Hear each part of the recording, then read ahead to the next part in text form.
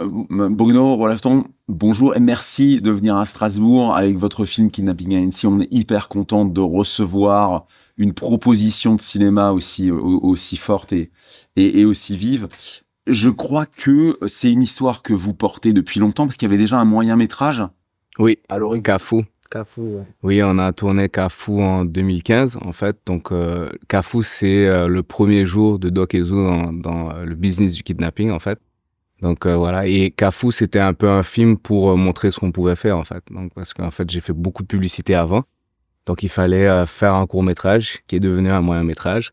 Mais dès le scénario, il était déjà à 50 pages. Et donc, voilà, on a tourné Cafou avant d'enchaîner Kidnapping Inc. Et c'est aussi Cafou qui a ouvert les portes à Kidnapping Inc. puisque Cafou était, alors qu'il est 50 minutes, considéré pas un long métrage. Il était nominé pour meilleur film à l'Austin Film Festival aux États-Unis. Et c'est grâce à ça, en fait, qu'on a été, alors, mes deux co-scénaristes et moi, on a été sur les 25 scénaristes à suivre aux États-Unis, en fait, les jeunes scénaristes à suivre, dans le Movie Maker Magazine. Donc, ça nous a ouvert pas mal de portes. Et pour nous, c'est la première fois qu'on reçoit un film haïtien au festival. C'est super. Ouais, n'est-ce pas, hein. Mais j'imagine que c'est une belle porte d'entrée, on va dire. Ouais. Et c'est des films qui ne voyagent pas forcément. C'est une production qui voyage pas forcément facilement. Votre film, en fait, il est quand même très tourné vers le public. Il est plein d'énergie, plein d'humour. Ouais. En fait, déjà, je pense que c'est le premier film haïtien comme ça. C'est-à-dire qu'il n'y a pas de film action un peu en Haïti. La plupart des films sont des comédies romantiques ou des drames avec toujours un peu de romance dedans. Donc, c'est la première fois que vraiment on a un film comme ça qu'on peut proposer. Et on a fait une première en Haïti. Et moi, alors Rolafton n'était pas là, mais de voir comment les gens réagissent. Et même quand il y a des Haïtiens dans la salle, la façon dont ils réagissent, c'est assez étonnant, en fait. Les gens se voient, ils sont tellement heureux de se voir et ils le disent, ils n'ont pas l'habitude de se voir comme ça, en fait. C'est toujours, comme j'ai dit, très, très souvent une sorte de comédie romantique et tout ça.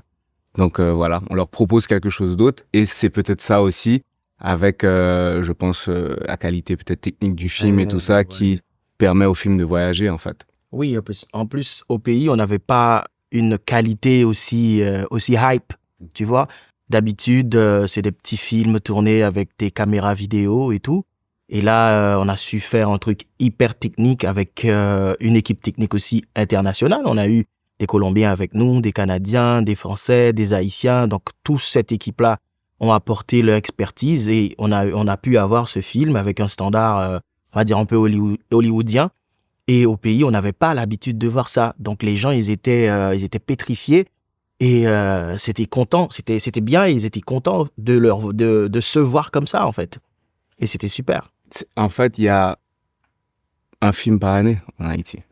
Mais des fois, il y a des années où il n'y en a pas, quoi. Mais justement, comment est-ce qu'on arrive à mettre sur pied et à financer un film dans un pays qui n'a aucune structure en soi? Il n'y a pas d'industrie. Ouais. C'est un combat de titans. Ouais. En fait, il y a des fonds personnels. Beaucoup de fonds personnels, beaucoup de dettes. Et puis bon, il y a quand même des aides, il y a quelques aides, mais c'est pas la majorité du budget. Donc il y a eu le CNC quand même, il y a eu Canal+, il y a eu TV5 Monde, il y a eu Sodec, il y a eu Téléfilm Canada, JCF, OIF, qui sont des fonds plus justement pour des pays du tiers-monde comme ça. Mais malgré tous ces fonds, en fait, ce qu'on a essayé de faire, ça demandait plus d'argent, en fait. Parce que faire des films d'action en Haïti, c'est tellement irréel que on recrée tout, en fait. C'est-à-dire que même une scène, par exemple, il y a un moment où on éclate une vitre, ça a pris la journée pour éclater la vitre. Parce que le temps de mettre la vitre et tout ça, la préparer, on avait justement des Colombiens qui faisaient ça, mais on n'est pas préparé du tout. Même tirer quelqu'un avec une sorte de harnais et tout ça, ça prend la journée. Donc, quand tu veux faire un film où il y a autant de plans dans mon film, ça prend un temps fou. Et même si en Haïti, on va dire, on a la possibilité de pouvoir tourner quand même beaucoup moins cher, je pense, que certains pays, ça demande tellement de travail et de tout mettre en place comme jamais il n'y a aucune structure, que ça quand même coûte de l'argent, en fait. Donc voilà, on a fait beaucoup de prêts. Après ça, j'ai des anecdotes que je peux pas dire devant la caméra. Comment on a trouvé l'argent, mais bon. Ouais, enfin voilà quoi. Ah, mais Olaf Stone disait que vous avez même tourné dans la longueur. En fait, le film s'est tourné sur des années. Oui, donc depuis 2019, 2019, ouais. ouais, jusqu'à fin 2021 en fait. Donc Ouais. tournage qui commence en 2019 pendant l'été, très très mal préparé puisque pas mal de troupes politiques, pas mal d'insécurité, donc même certaines répétitions ne pouvaient pas être faites parce que on pouvait pas sortir dans les rues. Le tournage débute et là on rentre, mais je crois genre tellement peu que à la fin de l'été 2019, on avait rentré 45% du film en fait. Donc on devait avoir tout rentré. Et là on redémarre. Il y avait 36 jours de tournage, hein, je me Ouais. rappelle. Ouais. Ouais, un truc comme ça. Donc Mhm. ça a été vraiment une catastrophe, mais pas possible. Après ça, bon, c'était. Je suis aussi quelqu'un de très très méticuleux, donc bon, il y a ça aussi. J'essaie d'essayer d'avoir les choses bien, même si les choses ne vont pas bien en fait. Donc voilà. Et du coup, on redémarre un tournage en 2021. Et là, on perd une semaine, même chose. Les équipements sont bloqués à la douane. L'ambassade française débloque la situation. On commence à tourner, ça se passe assez bien, jusqu'à ce que on déplace le tournage en fait dans le sud, à Jacmel, pour ne pas tourner au centre-ville, puisqu'il y a un décor que j'adorais, mais c'était trop compliqué. Et là, on retourne dans Jacmel après une semaine de tournage qui s'est très bien passée. On a un cortège de 19 voitures et il y a une voiture blanche, une pick-up blanche qui rentre en plein milieu du cortège. 2 voitures devant moi et c'est 4 personnes avec des armes lourdes qui sortent et qui récupèrent 3 de nos gars en fait. Donc qui kidnappent 3 de nos gars. Ouais. Et le camion avec le la groupe électro en génératrice fait. et tout, Voilà. ouais. Donc un gros camion avec un groupe électro qu'on avait pris en République dominicaine pour spécialiser cinéma. Donc ils partent avec tout. Et là, le tournage s'arrête, bien sûr. Et bon, c'est le drame, bien sûr. Tout le monde veut retourner chez eux. Toute l'équipe étrangère se dit, bah, il y a plus de film, quoi. Et moi, j'ai encore l'espoir de récupérer, en fait, donc ces 2 Dominicains et cet Haïtien qui, pour moi, devraient nous permettre de finir le film. Donc, je suis dans mon délire, mais j'y crois vraiment, en fait. Et là, on reçoit un appel, donc 3 millions de dollars, donc plus que le budget du film. Donc, 1 million par personne. Et là, on commence à négocier et tout ça. On devient une compagnie de négociation, pratiquement, et de psychologie, parce que chaque matin, il y a des heures et des heures à parler avec l'équipe. Il faut donner un update, la mise à jour, et c'était calme. L'équipe française est quand même très, très psychologiquement touchée. Les Dominicains repartent. Et là, les Dominicains font quelque chose, c'est qu'ils racontent l'histoire à la presse en République dominicaine. Ça remonte jusqu'au président dominicain. Et là, le truc fait un tollé. Et là, le président dominicain menace le gouvernement haïtien de venir chercher leurs compatriotes si ils peuvent pas faire quelque chose. Donc là, on reçoit un appel du gouvernement qui nous dit laissez tomber toute négociation, on prend les choses en main. Et au bout de 10 jours, on est resté en contact avec la police et tout ça. Au bout de 10 jours, on a un appel de la police qui nous dit de venir chercher nos gars. Donc il était, je sais plus, minuit et quelques, on a débarqué au commissariat. Et là, on a vu les gars, bien sûr, accolade et tout. Et ils ont quand même gardé les gars pendant 3 jours pour faire une enquête eux-mêmes, donc la police. Et moi, j'ai été interviewé, Gaëtan, toute mon équipe a été interviewée. Comme quoi, est-ce que ça aurait été un kidnapping Pour faire du buzz. Voilà, Mis en scène. mis en scène, voilà. donner de la lumière à votre... Alors surtout, ils m'ont expliqué est-ce que j'avais une assurance. Alors moi, ce qui m'a sauvé, c'est que tu peux pas avoir d'assurance en Haïti. Il n'y a pas d'assurance, on n'est pas couvert en fait. Donc ils m'ont demandé est-ce que j'avais une assurance qui pouvait jouer. Je leur ai dit malheureusement, non, j'en ai pas. Donc, Et voilà. toute cette histoire entre le kidnapping et la libération, ça dure combien de temps? 10 jours, je crois. Ouais, 10 jours. 10 jours. Ouais. Et ils ont été en mesure de recommencer à travailler derrière ou ils étaient trop traumatisés? Non, eux, ils sont partis. Eux, ils sont partis. Mais en fait, dès qu'ils ont été libérés, donc 13 jours, puisqu'ils ils ont fait 3 jours au commissariat, on a redémarré le tournage. Alors, l'équipe française pouvait pas psychologiquement démarrer. Donc, j'ai démarré avec l'équipe haïtienne qui, eux, ont expliqué que, en fait, ça fait partie de notre quotidien. Ouais, en fait. habitué. On est habitué avec ça. Donc, nous, on doit survivre, en fait. On fait ça, on a l'habitude. C'est-à-dire, comme Olaf le dit, lui, c'est sa copine qui était kidnappée. Ouais. Donc, pendant le tournage. Donc, lui, il gérait ça le soir. Enfin, tout le monde dans l'équipe a eu son histoire. La tout le monde. présentatrice, le commissaire. Le commissaire de Fritz, celui qui joue Fritz, lui, c'est son frère, mais n'est jamais revenu d'ailleurs. Tout le monde a été touché à un certain niveau. Prêteur sur gage est décédé un tout petit peu après le film, assassiné. Moi, mon père a été assassiné, d'ailleurs, le film lui est dédié. Donc, en fait, on a tous été touchés, en fait, par quelque chose, en fait. Donc, on voulait finir le film. Et là, quand on redémarre le tournage, donc l'équipe française nous a rejoint un jour après finalement, puisqu'ils ont vu que tout le monde était vraiment motivé.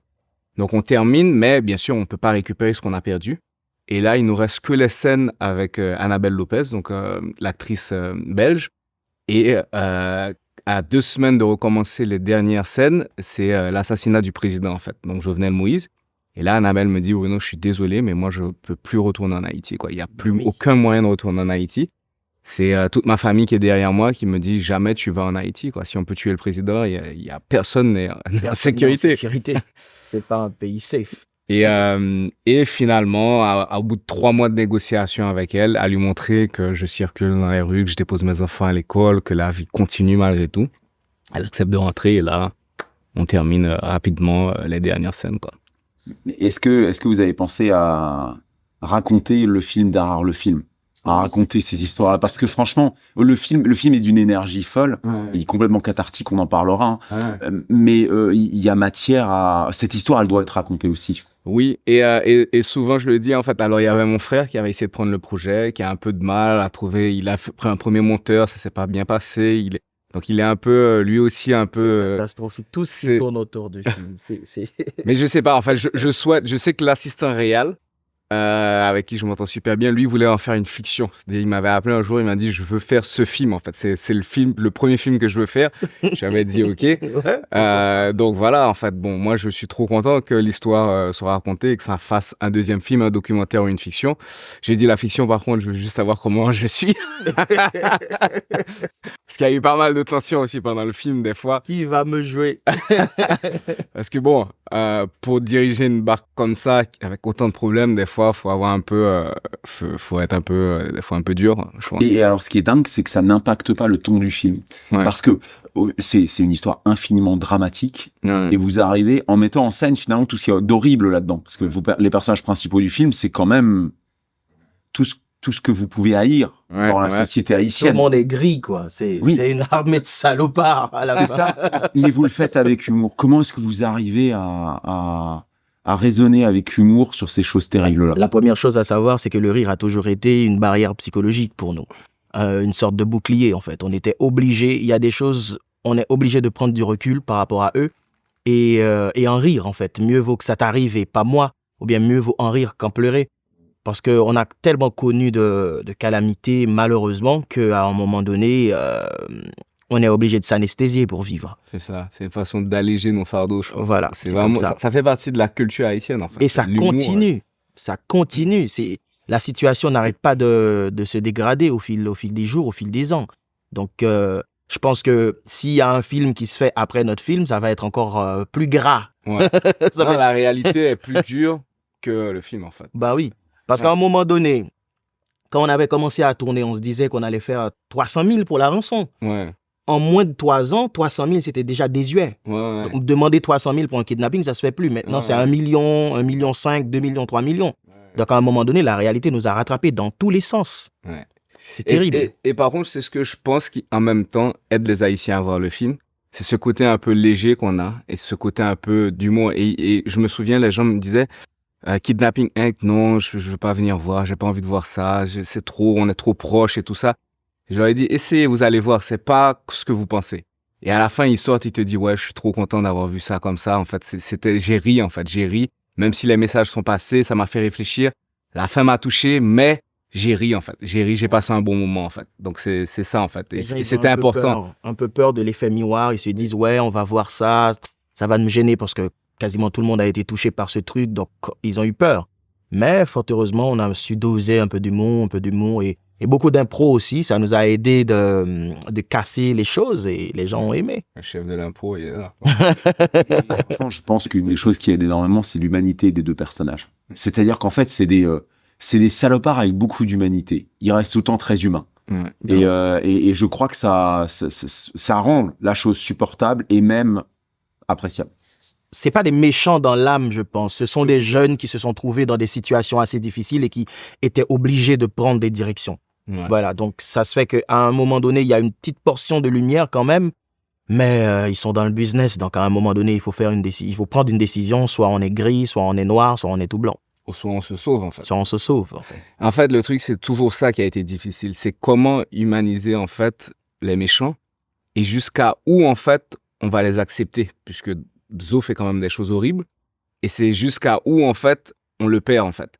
Et j'ai remarqué que malgré qu'il fait des choses vraiment horribles, les gens me disent très souvent, moi, je me suis attaché à eux, en fait. Donc, c'est ça, en fait, qui est important. Et c'est, pour moi, Doc, lui, c'est vraiment un personnage qui est, tu sens qu'il est un peu bloqué dans le truc, quoi. Et que lui, il avait un autre rêve, en fait. C'est un peu, bon, l'espoir perdu de beaucoup de jeunes en Haïti, en fait. Donc, ça, c'est ce que ça représente. Donc, voilà. Et, oui, mais quand même, c'est des personnages qui peuvent être attachants.